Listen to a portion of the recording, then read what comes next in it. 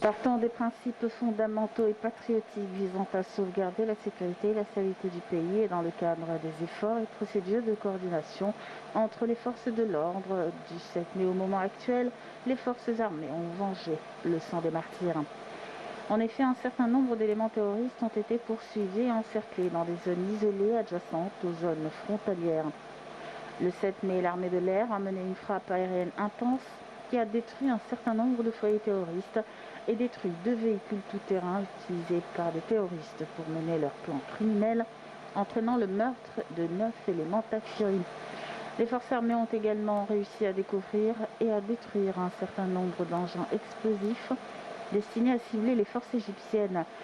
Et à l'aube du 11 mai, l'armée de l'air a continué de mener ses frappes concentrées, entraînant la destruction d'un véhicule et la mort de 7 éléments takfiris. Les forces de l'ordre ont également pu mardi déjouer une tentative d'attaque d'axes sécuritaires, ce qui a conduit à la mort de 7 éléments takfiris et à la saisie d'un certain nombre de fusils automatiques et de bombes artisanales. En raison de cette épopée héroïque, un officier et 4 soldats ont eu l'honneur de tomber en martyrs et 2 autres soldats ont été blessés. Les forces armées ont confirmé qu'elles ne vont pas céder au droit de leur martyrs et qu'elles vont continuer à défendre et à protéger la patrie contre toute vaine tentative menée par les forces du mal.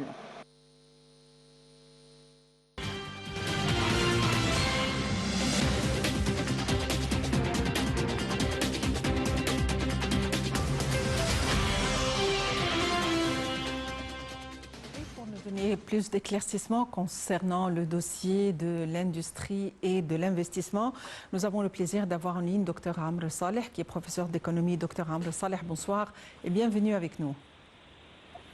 Dr Amr Saleh. Oui, bonsoir. Docteur Amr Saleh, le Premier ministre Moustapha Madbouli s'est rendu à Tunis pour des concertations concernant un dossier économique en marge du forum auquel il doit assister, les travaux de la 17e session du comité supérieur conjoint. Ceci nous fait penser à évaluer l'investissement en Égypte et notamment le domaine de l'industrialisation. Où en sommes-nous quant au développement industriel à l'heure actuelle? Vous savez que les exportations égyptiennes ont rebondi avec un taux de record jusqu'à 30 et 31 milliards de dollars récemment. Et vous savez aussi que l'Égypte dispose depuis des années d'une base industrielle. D'ailleurs, l'industrialisation de l'Égypte date des années 60. Nous avons une base très importante, nous avons des industries très importantes, nous avons l'industrie du textile, nous avons l'industrie des automobiles, nous avons les industries techniques, nous avons des industries maritimes, nous avons aussi une base industrielle très importante et très ancienne en Égypte.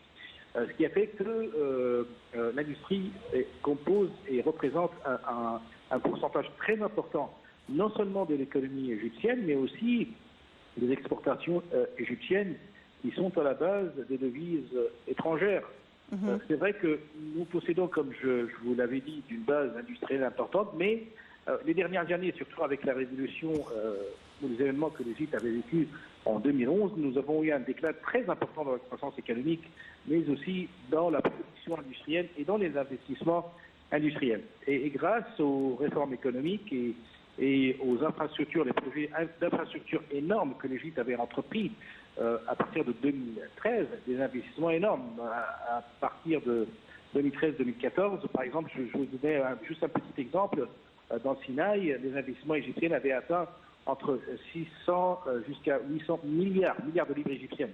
Nous ne pensons pas à des millions de livres égyptiennes, nous parlons de milliards de livres égyptiennes. Donc nous avons un pays qui avait investi énormément. Le président Abdel Fattah, si nous le voyons tous les jours dans des projets d'infrastructures énormes dans le pays, que ce soit Alexandrie, que ce soit l'Alamein, que ce soit Al-Galala, que ce soit en Haute-Égypte récemment, des projets énormes qui ont pour but d'attirer les investisseurs et attirer notamment des bases industrielles.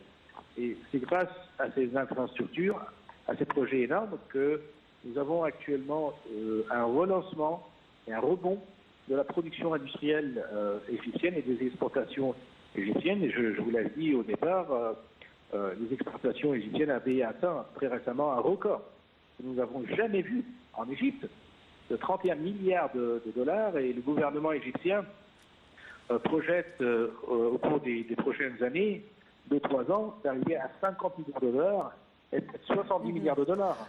Docteur Amr Saleh, vous êtes professeur d'économie. Je vous prie de nous excuser, mais nous devons clôturer pour vous présenter une retransmission en direct. Merci de nous avoir suivis. Très bonne fin de soirée et à la prochaine.